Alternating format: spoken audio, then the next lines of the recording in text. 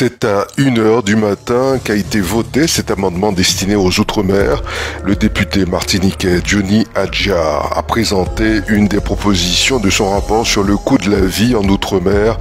La continuité territoriale est un point essentiel. Il s'agit d'appliquer aux Outre-mer le dispositif de continuité territoriale et le dispositif de financement afférent actuellement en vigueur en Corse. Pour assurer la continuité territoriale entre la Corse et le continent, l'effort de l'État français est de 257 € par habitant, avec un dispositif de subvention différent. L'effort budgétaire de l'État est de 16 € par habitant des Outre-mer. En clair, 190 millions d'euros pour la Corse qui a 330 000 habitants et se trouvait à moins de 600 km des côtes françaises. L'ensemble des Outre-mer avec une population de 2,7 millions d'habitants doit se partager 45 millions d'euros. Ces Outre-mer se trouvent entre 8 000 et 18 000 km par rapport à la France hexagonale. L'amendement proposé nécessite de porter l'effort de l'État au niveau de l'aide proposée à chaque résident de Corse, ce qui nécessiterait un budget de l'ordre de 560 millions d'euros, en lieu et place du budget actuel de la DOM de 35 millions d'euros.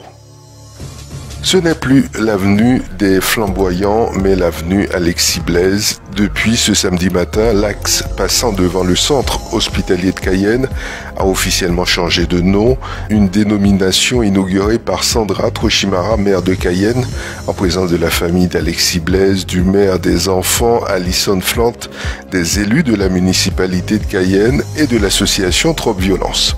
Cette dernière, ainsi que la famille d'Alexis Félix Blaise, sont à l'initiative de ce changement validé en août dernier lors d'une rencontre citoyenne à Bonhomme.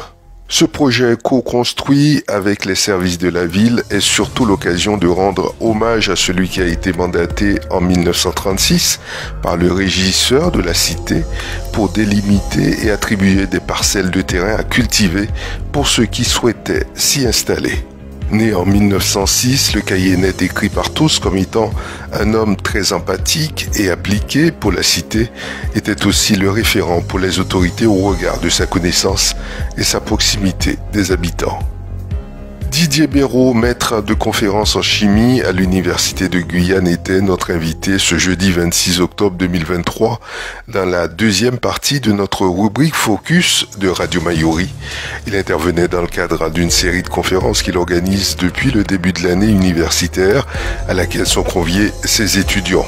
La dernière intervenante était Mariana Royer, docteur à l'Université de Guyane et présidente du laboratoire Biostratège.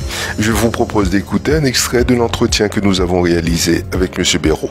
Oui, c'est une stratégie qu'on a essayé de mettre en place, qui était désirée depuis longtemps au sein de la filière Sciences de la vie et de la terre à l'Université de Guyane. Donc, avec le Covid, on a eu du mal à le mettre en place. Cette année, vraiment, on le met effectivement en place. Donc là, avec la conférence de Mariana Royer, c'était la 3e conférence.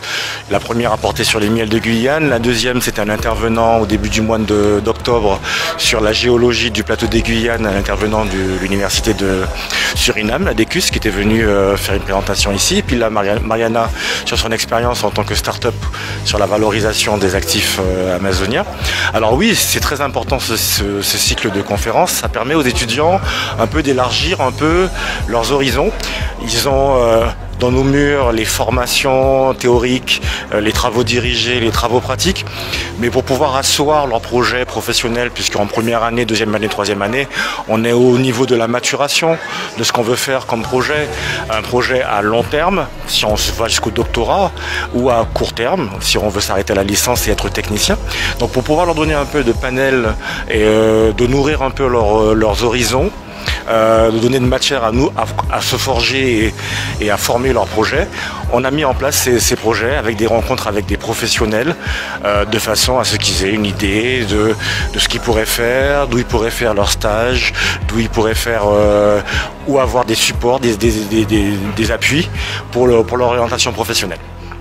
Alors le panel est assez large parce qu'au niveau de la filière sciences de la vie et de la terre, c'est une filière qui a la licence sciences de la vie et de la terre qui s'appuie sur la biochimie, la biologie, la chimie et la géologie.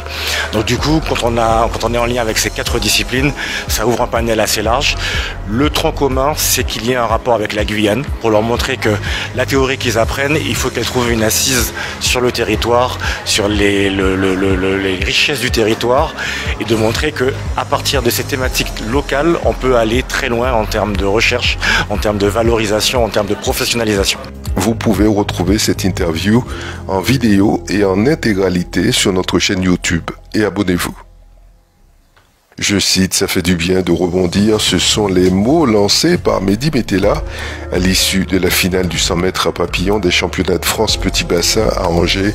Il y a décroché ce jeudi l'argent en 50 secondes 43 derrière Maxime Cousset 49 secondes 24 qui signe au passage le nouveau meilleur temps de France pour cette distance. L'ancien record de 49 secondes 45 qui datait de 2018 était détenu par Metella lui-même. Cette nouvelle médaille d'argent décrochée par le Guyanais sonne comme une renaissance après une grosse dépression alcoolique qu'il a eue après le JO de Tokyo. Pour rappel, le nageur de 31 ans avait manqué la finale olympique du 100 mètres à papillon pour 2 centièmes, même si son chrono ne lui permet pas encore de se qualifier pour les prochains championnats d'Europe en petit bassin en Roumanie du 5 au 10 décembre à Otopeni. Le nageur du cercle à 92 voit déjà plus loin les JO de Paris en 2024. Il conclut, c'est une année décisive pour moi car il y a les Jeux de Paris et on veut marquer le coup, a-t-il déclaré au micro de RMC Sport.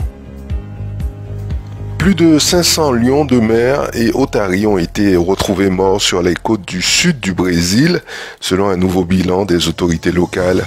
Cette hécatombe de mammifères marins en plusieurs endroits d'Amérique du Sud est attribuée à la grippe aviaire. Dans un communiqué, le secrétariat à l'agriculture de l'État de Rio Grande do Sul indique avoir recensé 552 mammifères marins morts sur différents lieux du littoral. Ce vendredi, la seule ville de Santa Vitória Palmar, située dans cet État, avait comptabilisé 164 dépouilles de lions de mer et otaries. C'est la fin de ce bulletin d'information et je vous remercie de l'avoir suivi. J'aurai le plaisir de vous retrouver vendredi sur Radio Mayuri.